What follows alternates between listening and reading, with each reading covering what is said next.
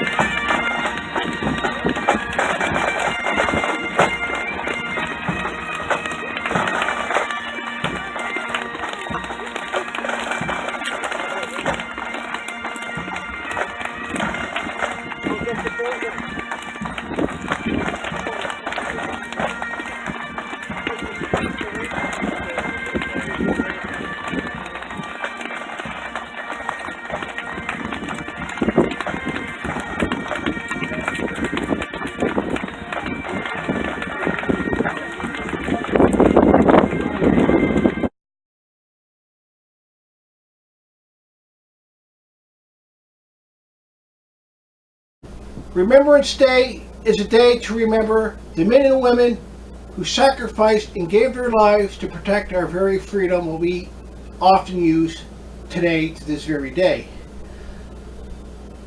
In spite, after the many of years since World War I, 100 years ago, and World War II had ended, there still is people in our world today who choose to threaten the very meaning of democracy and the very meaning of freedom itself. In spite of the corruption what we see in our provincial courts, federal courts, the corruption within our police, law enforcement, the corruption within our politics, within the very corruption of democracy itself, even though that there's many messy elements with the word democracy, Canada is still the very best country in the world today. I've been working in politics for the past 20 years. I've seen political people come and go who should never have been elected in the first place because they have a hard time respecting and accepting the way how people vote and choose to express their opinions on topics and their views of the world. I've seen people get elected, can't respect the way how people vote. Seen it many a times. I've seen people get elected who can't respect the views of people out in the community. I've seen it many a times, and so did people like you. I see many police officers violate people's charters of rights out in the community, and nothing or very little is done about it. But at the end of the day, in spite of all the corruption, what I just said here, Canada is still the very best country in the world. Let's look at the United States President Donald Trump. He showed up late for the 100th anniversary for World War I. That alone just shows the ignorance of our political leaders, just that alone. And top it off, when you look at our men and women when they come home from service, they suffer from post-traumatic stress disorder. They got no health care, no mental health care to deal with their issues when they come home from service. That alone says that we the people and our Canadian government has to do a better job of looking after our men and women in service when they come home from serving our country and protecting our great country of Canada. My grandfather, I'm going to show you this clip, at the age of 84, passed away, former World War II war veteran, God love him. I'll show you this clip right here. Let's show it.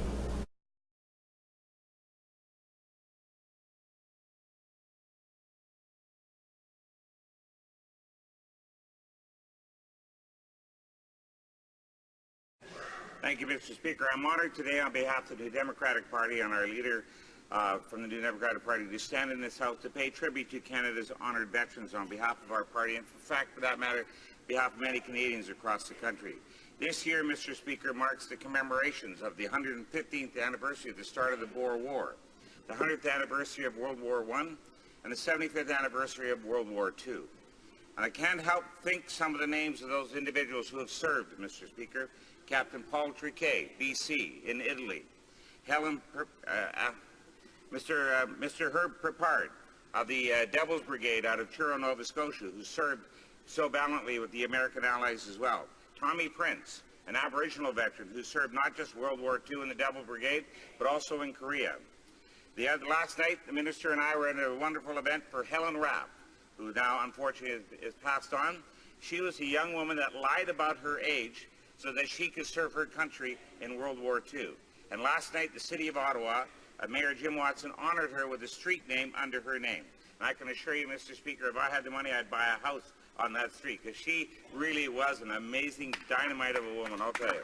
But also other people, Mr. Speaker. Jack Ford of Newfoundland Labrador, the only one to survive, the only Allied person to survive the Nagasaki bombing in World War II in Japan, and lived to be 90 years old up in Newfoundland. And also people, Mr. Speaker, like Louise Richard, who served in the First Gulf War. People like Captain Nagola Goddard, the first woman to die for Canada in combat. And many, many other people, Mr. Speaker. Ed Carter Edwards of Ontario, who survived the Buchenwald concentration camps as an airman serving his country. Mr. Speaker, these are just some of the names of our historical treasures. People who were willing to give up their lives for the sanctity of Canada and for the sanctity of a free world. And Mr. Speaker, I cannot tell you how proud I am when I woke up this morning and realized something I hadn't realized before. My father once told me the reason why we immigrated to Canada, because they said, after being liberated from a prisoner of war camp, he said, if they have a military like that, you imagine what kind of country they come from. And Mr. Speaker, I stand in this House today as a representative of Nova Scotia, and the Minister of Veterans Affairs is from a country that was liberated by Canadians, and the official opposition critic is from a country that was liberated by Canadians and our allies. And that, Mr. Speaker, is what Canada is all about. Canada is a beacon of hope. Canada is a beacon of light. And I know right now, Mr. Speaker, our servicemen and women who are serving around the world, they're young people looking up and going, I wonder what kind of country they come from. And so, Mr. Speaker, it is truly an honor to be able to pay respect to the men and women who have given their lives, the over 117,000 Canadians who are buried in over 72 countries around the world who fought for peace, freedom, and democracy. And if anyone ever wanted to know whether their sacrifice is worth it, well, I know some conservatives may not think about it, but I'm here, and so it was well worth it for my family to come to Canada in that regard. And Mr. Speaker, every day I wake up and I see that Canadian flag, and when I'm in Ottawa, I see the national cenotaph. I think how honored I am to be in this great country and to pay respects to the great memory of Nathan Cirillo, a young man of 24 years old, of the Argyle Sutherlands from Hamilton. No, Mr. Speaker, he did not deserve to die. That man deserved to live a full and fruitful life, all the way into old age, and to look after his son. But, Mr. Speaker, because of an act of violence, which was uncalled for, this man, standing sentry at the tomb of the unknown soldier, gave his life for all of us. And I know, Mr. Speaker, that everybody in this House of Commons and all Canadians will never, ever forget that man's sacrifice. Or Patrice Visson and his friend were in a parking lot, and some madman goes and kills him with his vehicle. 28 years of service in the military, Mr. Speaker. Well-decorated veteran and a soldier. To give up his life like that, Mr. Speaker, is just unconscionable. But we as Canada, we thank them for their services. We thank them for their sacrifices, as we do all their brethren, their sisterin, who've also gave up their lives as well. We also consider, Mr. Speaker, their families, the invisible force behind the force. Without the mothers and fathers, the sons and daughters, the aunts and uncles and the grandparents, Mr. Speaker, they wouldn't be able to do the job that Canada asked them to do. So I salute the men and women who serve our country. I salute every one of their families. I salute on behalf of a grateful nation the cadets who one day may become military people down the road, our future heroes.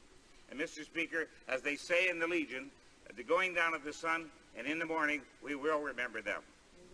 We will remember them.